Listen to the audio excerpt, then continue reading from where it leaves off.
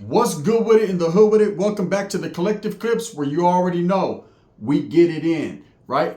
Before we get into the content of the day, I need you to hit that like and subscribe button. Put your notification bell on all so that way you're directed in the direction of the dope content I am kicking. And I highly appreciate all the support. So, well, what do we have here, right? Some other extracurricular activities and bullshit going on in this world. Over 200 bodies have been discovered in a mass grave in Mississippi. They move differently down south. And I'm not speaking about the LA area, I'm speaking about the deep south, right? I'm talking about, these southern states have always moved differently. Now, it's come to light, man, in the past 24 hours that, over 200 graves were discovered behind a jail facility, basically at a jail camp. And, a lot of these families are just now discovering, being alerted and notified that their kin, their next of kin, their family member is no longer living. The crazy part is a lot of these people think that their family is doing time, or, they're aware that their family member is doing time. And this is why I encourage people that have family members that are locked up to check in on them.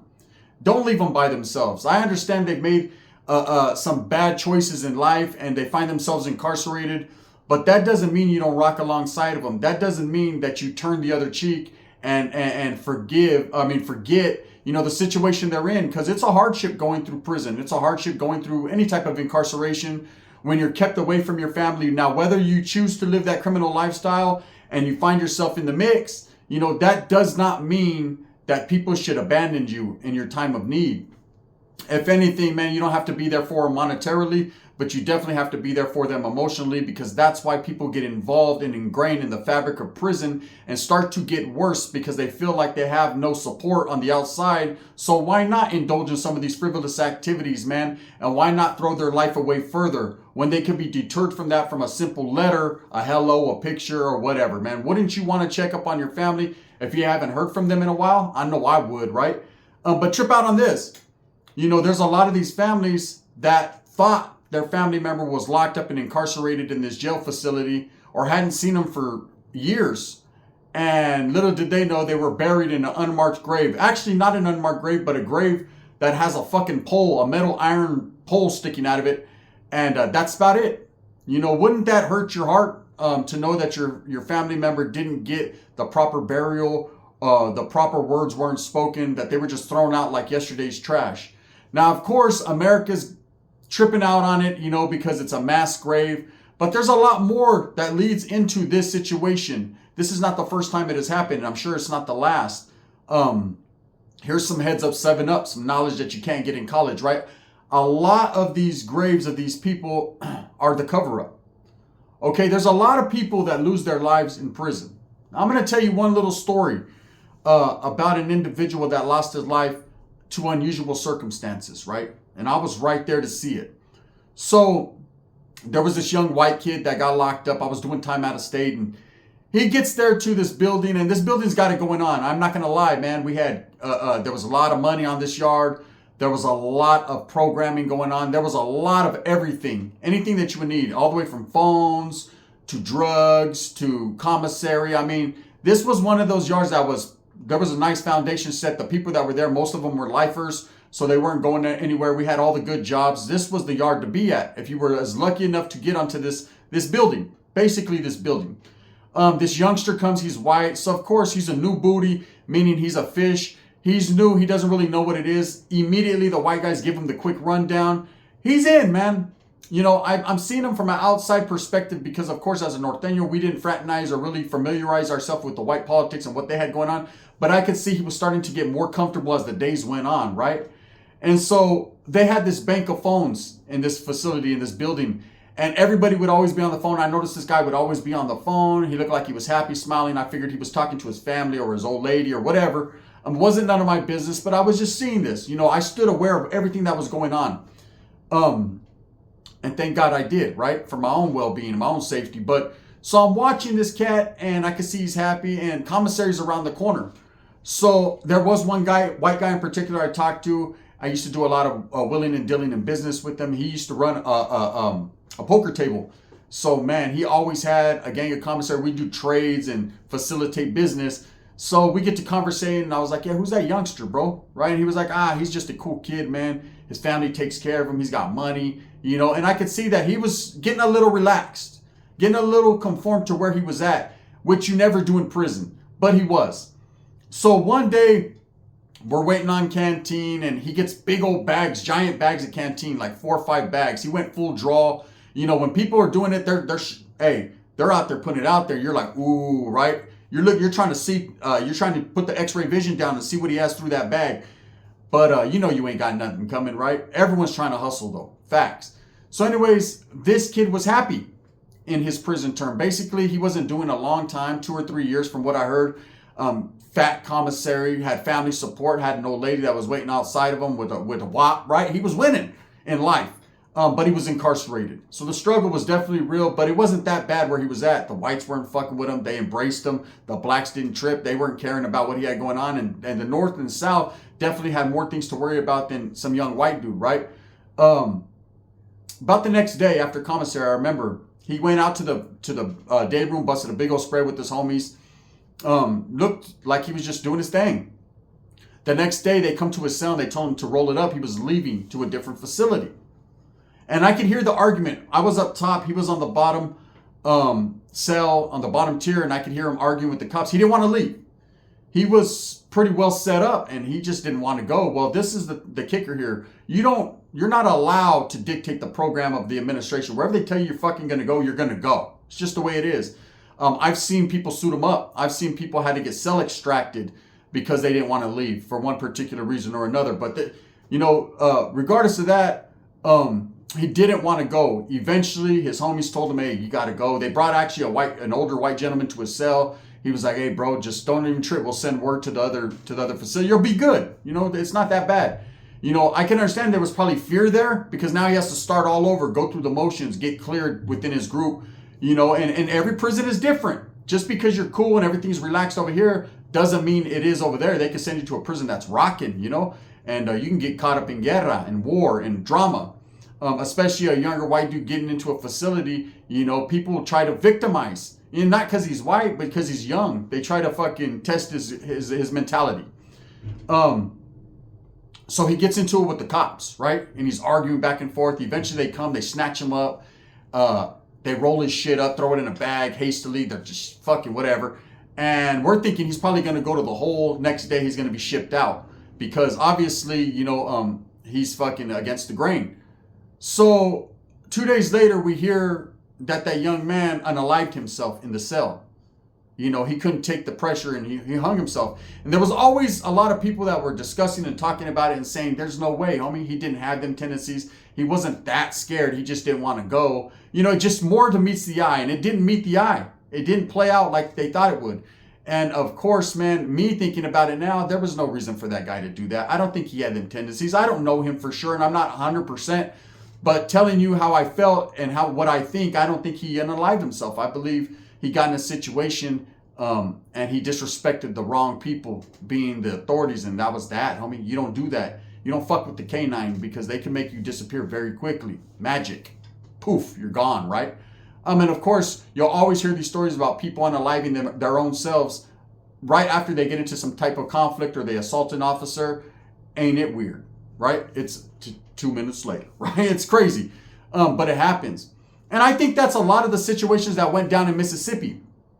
There's a lot of people that found themselves on the wrong side of the argument and came up short. So instead of rather, you know, contacting the families or getting a hold and taking the time to reach out to these family members, a lot of these guys were just thrown out like trash and buried in unmarked graves. It's a cold situation. Now, a lot of these guys, I'm sure, did succumb to natural causes, some of them to prison fights, gang-related fights, or whatever the case may be. Whatever the case may be, 200 and something unaccounted for bodies. Now, I've been to prison, and I'm going to keep it real. When I say jail, prison, it's all the same thing, right? Just a little bit of a different wiggle. There's a thing called count time. There's always a thing called count time. Count time to the authorities is the main thing. Don't fuck off count. If some facilities want you to stand, you stand. If some want you to turn over so they can see your face, you do that. Some of them want you to wave at them and move a hand so they know that you're alive in the cell. It all depends on the CO that's working that particular building, exactly what he wants you to do. Some don't give a fuck if you're sleeping or it's blacked out in the cell. They're going to figure that you're in there. But most of them want to see some type of movement and make sure that you're blinking. They don't want another Alcatraz, right? So there's always going to be count time. That's the way the facility maintains order and maintains the number of actual inmates, convicts that are in that place. So my question to the people that are buried in the back, right, that can't speak for themselves, or my question to the administration is, what happened to count? When these guys were gone, did they just scratch them off the books and whatever, bury them in the back? Or did they literally go in the back and count graves to make sure that all of them were still there? It's a crazy situation. Now, a lot of the families are trying to, get a lawsuit going. And this just happened yesterday that they discovered this. And I'll explain how they discovered it. But a lot of the families are being told, after they're being told that their family member passed and that they're buried, that they're going to have to come out of their own pocket and pay for the extraction of their family member, to get a proper burial. That's cold game. First, you don't even alert these people. It's the responsibility for the safety measures, the security of the institution, man, to alert people when something happens. I know when I got booked in prison, I got booked one time, cut up, man. They actually reached out to my family members and was like, he was involved in an altercation. He's all right, few stitches. He'll be all right. We're taking his ass to the hole and he's going to get charged. That was it, right? But they have to alert your family members. It's proper protocol if they have an emergency number, to get a hold of them. Now, in this situation, you're saying that there was over 200 people without emergency numbers? Maybe so. I don't know. But that still doesn't give them the right to just bury guys in the back with unmarked graves, man. And to not tell anyone about it. To not even alert people, hey, your family member is here. If you want to visit them and throw a fucking rose on their grave, that's where they're at. It's a crazy situation. But it's a situation whereas, people are going to say, well, they put themselves in prison. They put themselves in jail. If they weren't doing criminal activities, then they wouldn't have to worry about that. And let's be humane here. Let's be real. Let's fucking be real. Sasuke, you ready to be real? Guard, can we be real one time, bitch? Right? Let's be real when I say nobody deserves the bullshit. Nobody deserves, especially a person that passes, disrespect. I'm a true and firm believer. Once a person passes, man, no matter what they did in life, unless they're a weirdo or a SPM or something like that, they're to be given given some light respect. Put some flowers on their name, please. Not everybody is as bad as people think that they are. Anyways, the reason how this was discovered out there in Mississippi, and it's crazy. Like I said, man, I don't want to go in any of these states where they're still doing fucking hangings and shit.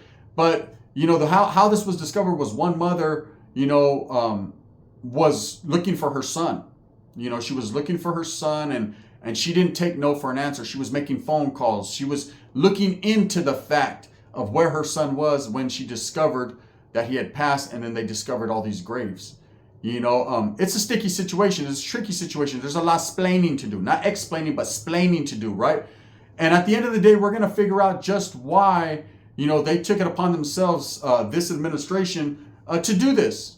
Now, I understand back in the medieval days and the old Western days, hey, maybe John and Jane Doe didn't really have a name and they didn't have next of kin and family to alert. So it was what it was. There's a lot of times people pass in prison. They've been doing numerous years, decades, and their family is all gone. So they have nowhere to send them. And of course, in most of these cases, they cremate them and, they are put into shallow, unmarked graves. It just happens like that. It is like that. But 200 graves discovered and nobody knew about it? There's people that know. We're going to find out exactly what time it is. And like I said, the only explanation I can give is that a lot, and I bet over 50% of these bodies that are buried were under unusual circumstances. There's a lot of things that happen that tend to be covered up in life. There's a lot of things that happen in jail facilities and prison facilities for sure, man, that they don't want put out there or spoken on. I remember as a young kid, man, doing time in the Youth Authority. I was in fucking Fred C. Nellis. And I remember the earthquake happened. I don't know if it was 93, 94, one of those years, fucking right before I left to Preston. But an earthquake happened. And all the cops just ran out of the building and left us there for hours.